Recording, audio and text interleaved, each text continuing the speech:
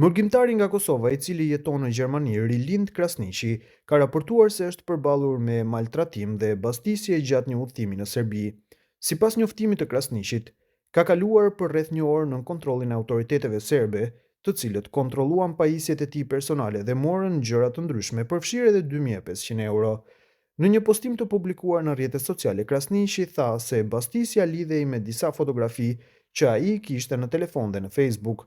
Fotografit përfshinin imazhe të babait të tij që ishte pjesëtar i ushtrisë çlirimtare të Kosovës, si dhe figura të njohura të luftës për liri në Kosovë, përfshira Adem Jasharin, Vesela Rucin dhe Muj Krasniqin.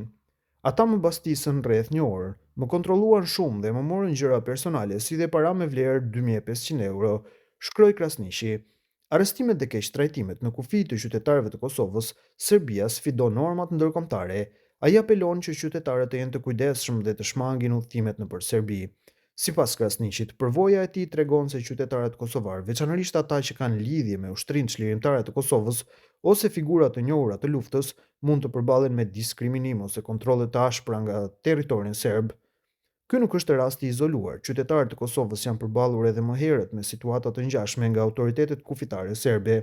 Së fundmi, qytetari Mitehat Lozani është arrestuar nga autoritetet serbe në pikën kufitare të Batrovcit në kufi me Kroacinë.